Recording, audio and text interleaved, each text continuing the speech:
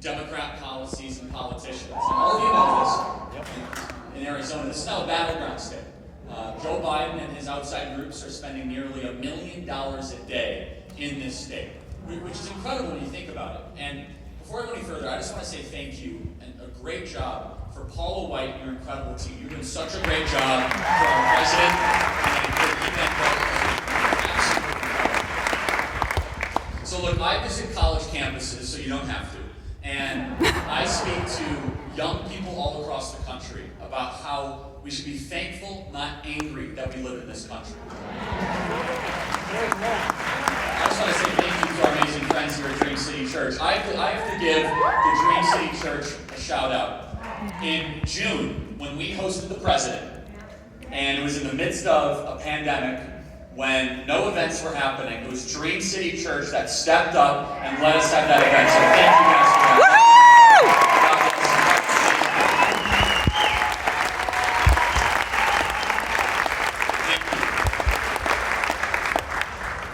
If you feel as if this country has been culturally going in the wrong direction the last couple months, there's a reason for that.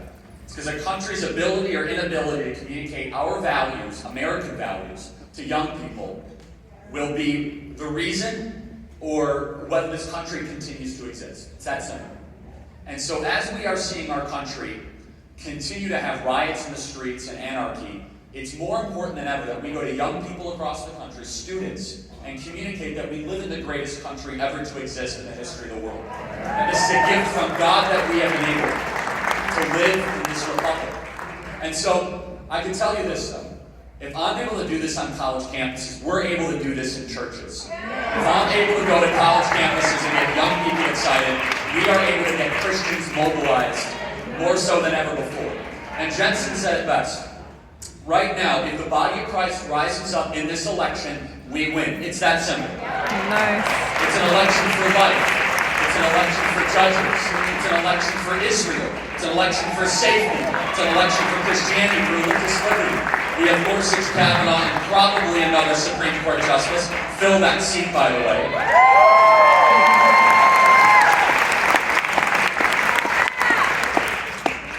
And you see what's happening right now in our country. You see what happens if you give these people power. Just look at the last 6 months. You've had amazingly courageous pastors step up in the face of totalitarian shutdowns where our leaders, Democrat leaders on a state and local level, were trying to tell us that abortion clinics were essential, but church was not. They were trying to tell us that marijuana dispensaries were essential, but church was not. And then the health people came out and they said, well, it's a matter of safety and public gathering. Then why did you allow 600,000 people to walk through the streets of Los Angeles and New York, but you don't allow churches to open?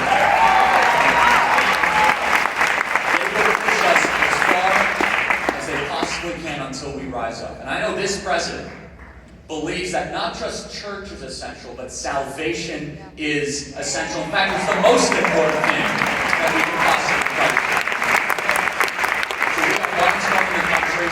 Even in Minnesota, Maine, North Carolina, Florida, all across the country. Hey, Kelly, yesterday we were just in the East Valley. It is more critical than ever that each one of you look at what will happen if Joe Biden and Kamala Harris win. Look at the country that they want to bring, which is radical judges on the Supreme Court. They won't even release their list, they're so radical. They do not believe that the church is essential.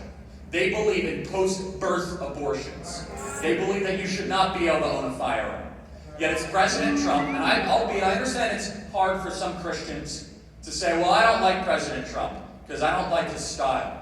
I can understand that it takes a little bit deeper level thinking to see that a street fighter from the Queens might actually be the most pro-life president in American history. That's very pro-street.